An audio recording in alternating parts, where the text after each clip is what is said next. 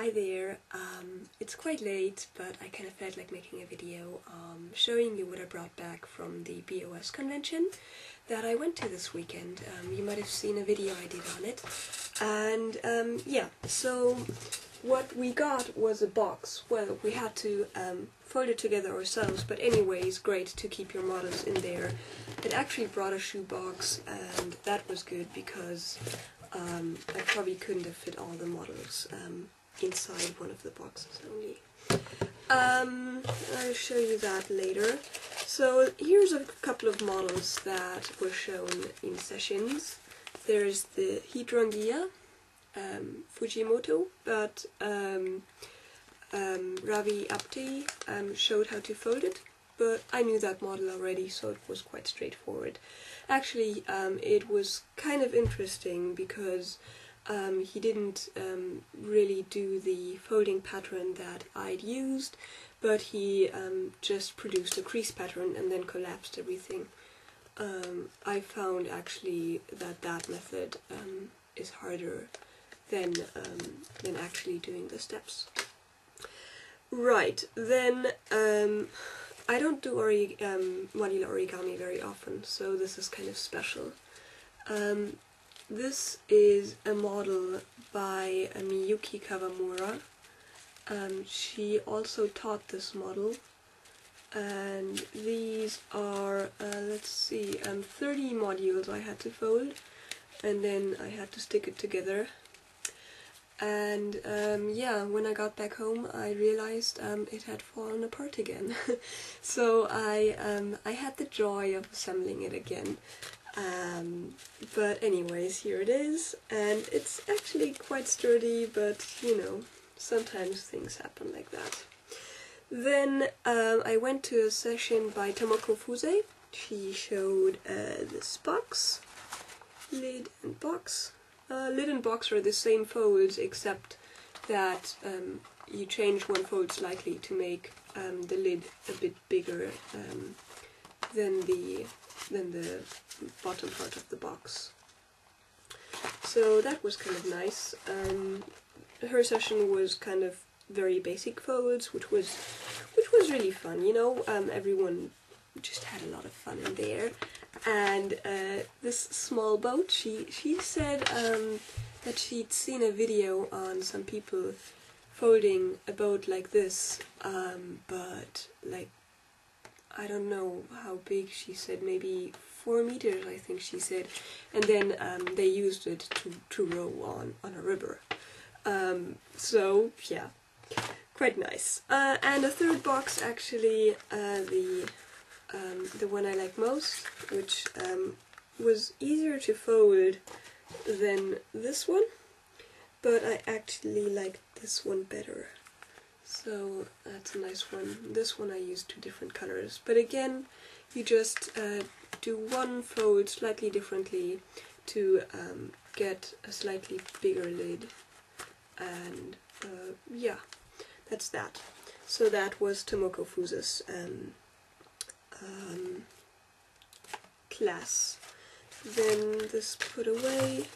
Then Ravi Apte also showed the crowding butterflies, which I've also already folded before, and I think I folded a second one simultaneously just for the fun of it, because we started with quite big paper, and I used small paper that I had with me to kind of make a smaller one on this at the same time.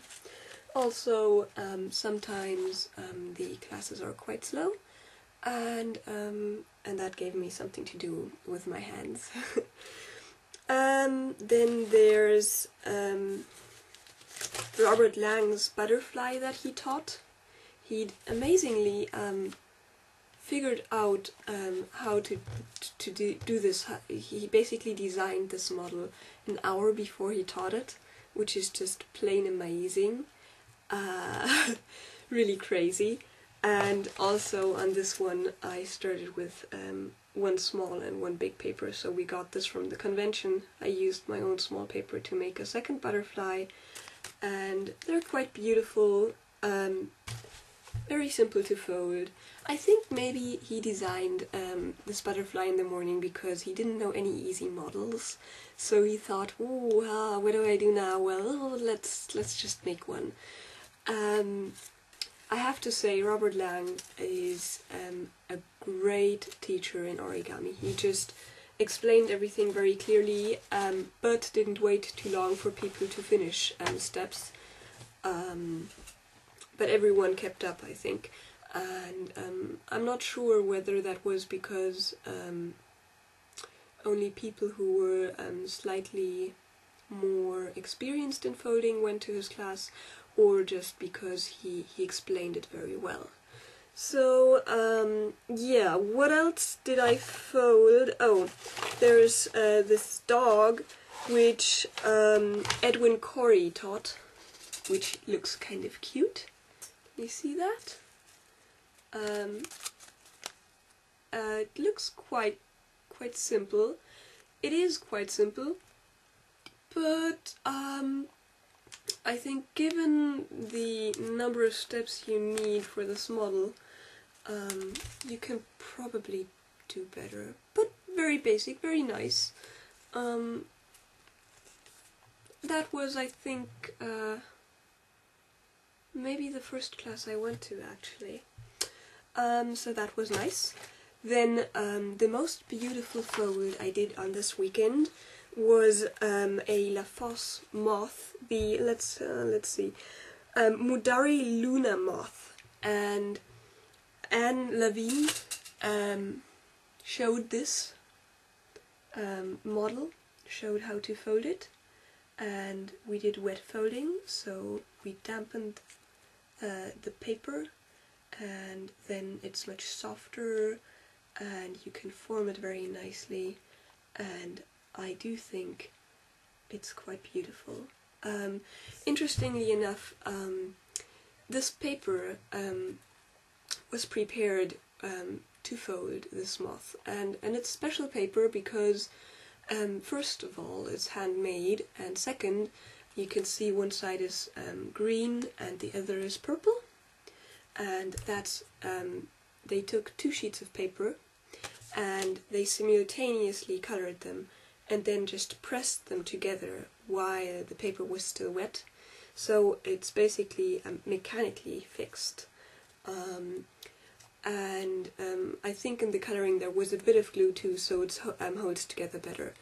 And she said, you know, she just told us the story, which I thought was very interesting, because she said you had to be careful when you folded the edges that the paper wouldn't separate again. And interestingly enough, she also shook the paper and felt it a bit and said, I think this is probably a bit of banana, a bit of hemp, and you can see some sparkle. Can you see sparkle? Probably you can't, but this is slightly sparkly. So she said, and there's something else in the paper. I don't remember what she said, but that makes it sparkly. And I found it quite amazing that, you know, she shakes the paper, she feels it a bit, and then she says, oh, this is probably made out of this and that wood, or this and that plant. Yeah, so that's the moth. My first wet folding model ever. So I was quite impressed. Then, Tomoe Fuzzy also showed this small model here, and apparently in Japan you don't give people money just like that. It's kind of insulting. So what they do is they kind of they take this sheet of paper and put the money inside here, and then you just fold it together, and then like inside you've got the money, and then you can give people the money hidden, so it's not insulting anymore to give them the money. And when I was slightly bored, because I was waiting for the general meeting of the BOS, to start, I folded another tetrahedron by Haga. So that was kind of fun.